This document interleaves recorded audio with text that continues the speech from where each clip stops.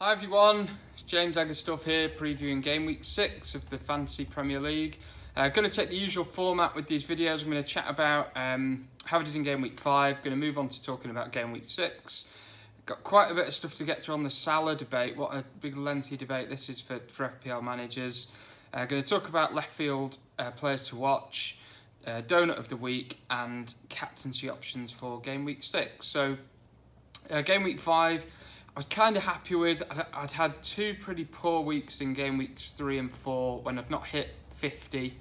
And for those of you who've watched the videos for long enough will know I always aim for 50 as an absolute minimum on points. So I got 53.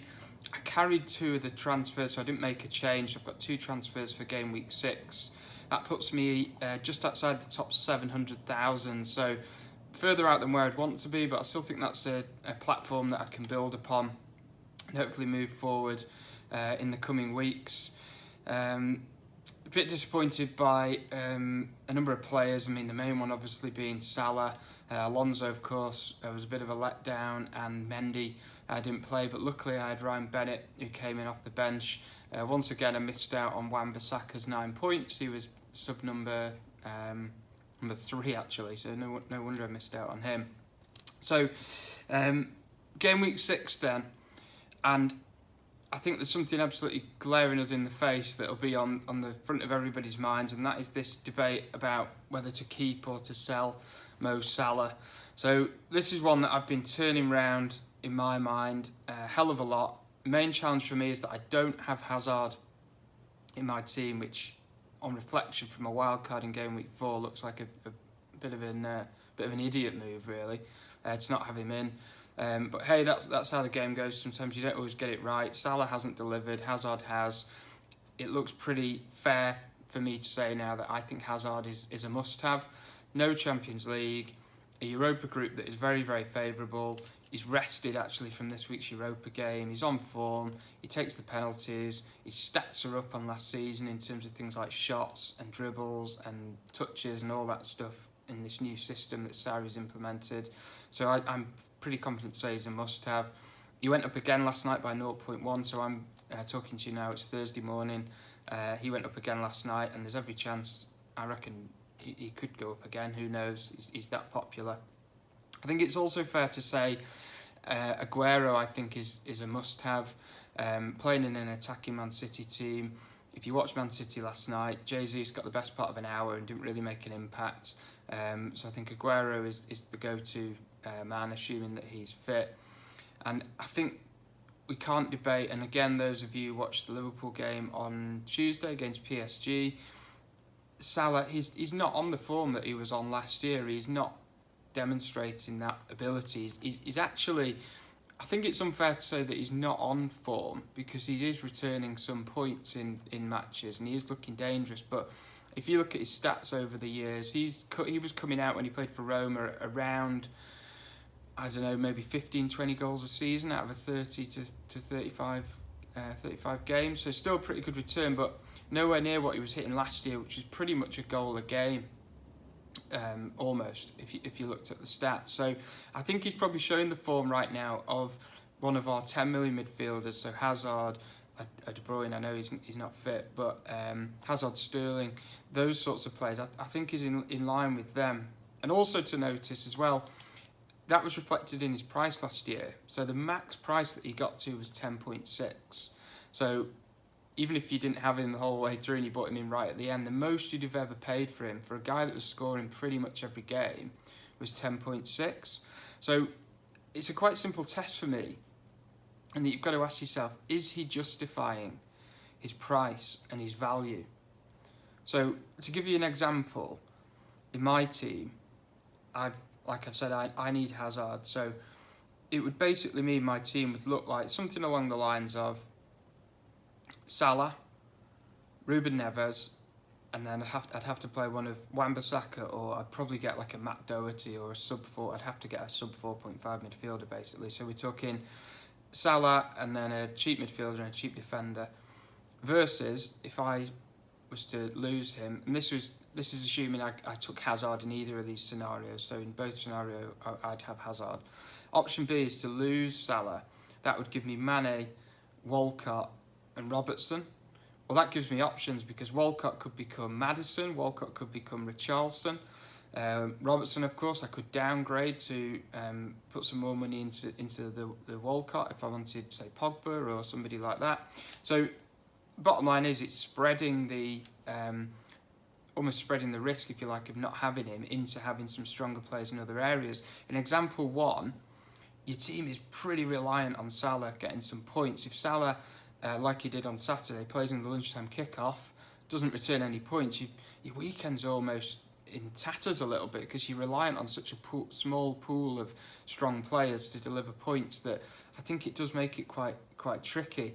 I think the other couple of questions, and again I want to try and keep this quite simple because the debate is so in depth, but are you going to captain him?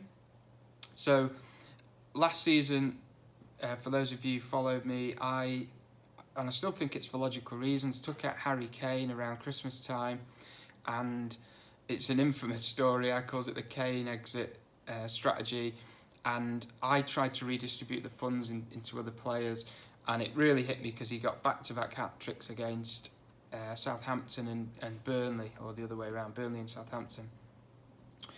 And what really hurt me wasn't the fact that he'd scored the hat-trick, it was the fact that everybody else had captained him. That's what made it hard. So I think with Salah, there's a risk this weekend. Yes, he's playing Southampton at home and he could get a good score, but then the next 2 weeks he's got City and Chelsea. Question marks for me whether you'd captain him. Perhaps you wouldn't. There's some other captaincy options out there which we'll come to later. So I think that's a big sort of acid test question that you need to ask. Are you going to captain him? And then the other thing, when I was sat and I was writing the concept for the video, what I was going to chat to you guys about, I thought, how do I write this in a really simple way? What's like a really straightforward, because there's no one size fits all answer to do I have Salah, do I don't have Salah. And for me, the way I summed it up quite simply was, based on what my eyes have told me, do I think this player represents his price tag? So I guess in short, is he representing good value in FPL? And at 13 million at the minute, I think there's debate to say maybe he isn't. But hey, he hits a hat-trick against Southampton, that's another debate altogether. But on the flip side, what if he doesn't? Food for thought. If you want to hear more about that, we've been chatting about this all week on the FPL Masterclass Patreon channel.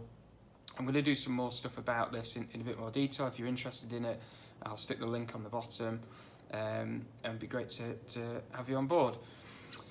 Right, moving on. So we're chatting about Salah. The other thing I wanted to chat about in game week 6 was Burnley, and I'm going to come to Wolves in a minute. Burnley are playing Bournemouth, and everyone's getting really excited, myself included, about people like Ryan Fraser. I've got Callum Wilson. I've just got a feeling with this game on Saturday. It wouldn't surprise me at all. For those of you, as I look out the window here, who live in the northwest, it's coming into winter time, which generally means grey, wet, not very pleasant. I can imagine that kind of afternoon at Turf Moor on Saturday, and I can imagine Sean Dyche, with Burnley in the position they're at, really going back to basics, really trying to make themselves hard to beat. I don't see that being a straightforward game as Bournemouth found at weekend against Leicester. So that could be one of those just horrifically drab, low-scoring affairs. So anyone who's thinking about getting to Bournemouth assets, perhaps an attacker and Ryan Fraser, I don't think it's a bad idea. I just think tread carefully this weekend. I think Burnley could set themselves up purposefully, saying, look, lads, let's not get beat. Let's try and... The season starts now. Let's try and get a point at least out of the game and go from there. So just watch that one. So moving on to Leftfield Player Watch. I've basically got a team to watch, actually. And again, this kind of involves Burnley. I watched Wolves v Burnley on Sunday. And if you were out shopping or out doing something else and you didn't watch that match and you saw the score and it was a 1-0 Wolves win, you'd probably shrug your shoulders and say, all right, that looks like a pretty boring game. I actually really enjoyed that game. I thought Wolves were just, from 1 to 11, I thought were absolutely brilliant, and they are just oozing with bargains throughout that team. There's just so many great options. They should have really beaten Burnley 3-4-0.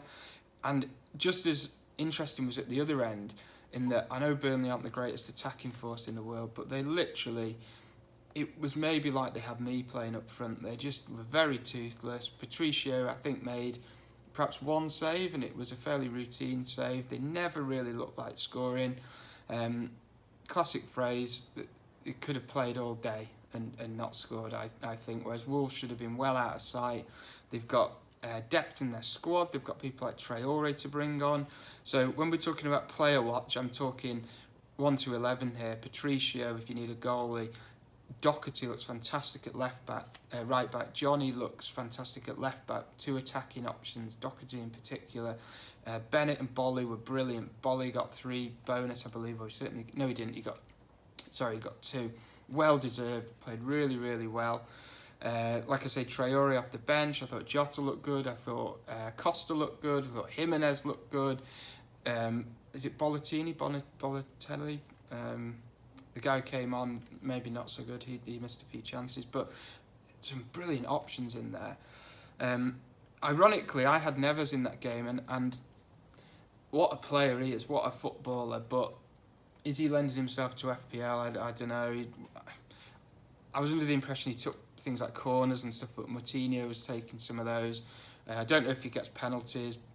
Maybe this Jimenez guy will fancy the penalties, we don't know, but didn't look hugely attacking, was more of, if you remember, I used to think this about Modric, he'd be brilliant at assisting the assister, so he'd play brilliant through ball to maybe a runner on the wing or a guy in the channel, and they get it in the box for a striker. So have a good look at Wolves. Another couple of midfielders, one kind of obvious, one not so obvious. I think Milner's one to watch at Liverpool. He's on the penalties. He played brilliantly against PSG in the week. He's found himself in that Liverpool team. He could be a bargain if perhaps you can't afford some of the bigger hitters.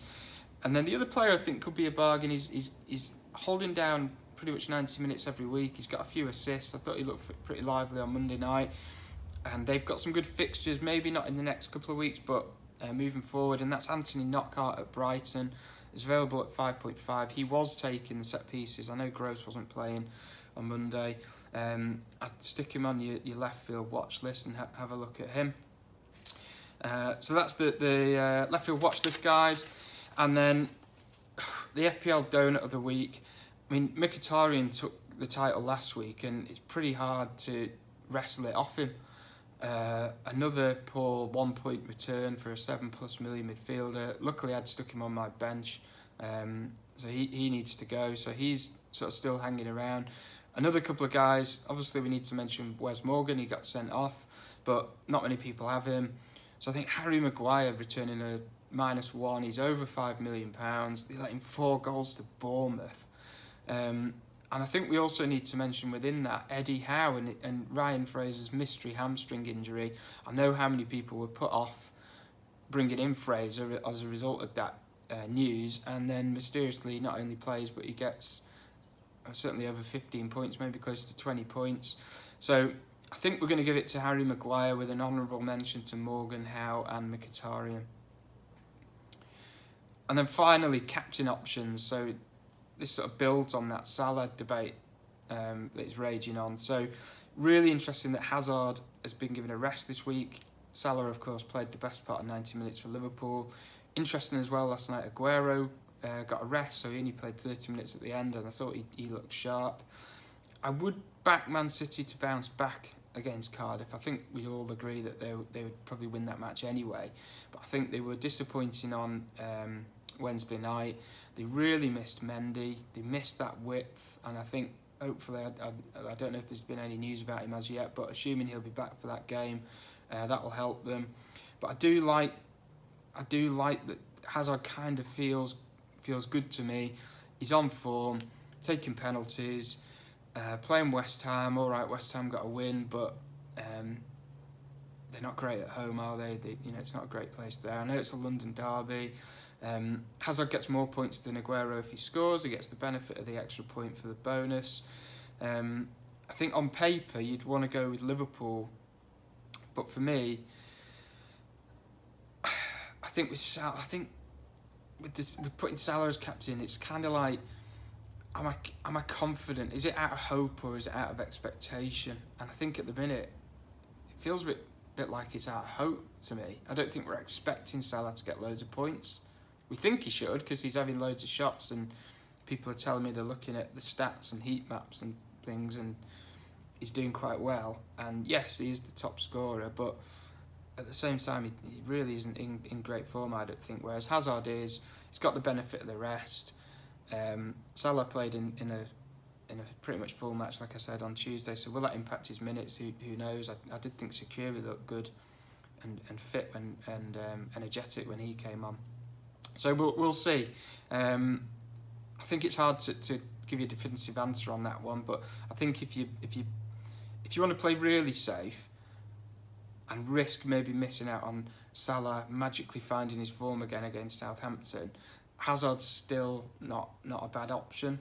He's on form here for all those reasons I've mentioned, likewise Aguero. But hey, that's the Salah debate for people to work out for themselves. And like I said, I'll chat about that a bit more on the Patreon stuff. So hope that's of use. Thank you as ever for all your support. And I will be back next week for game week 7. Cheers, have a great game.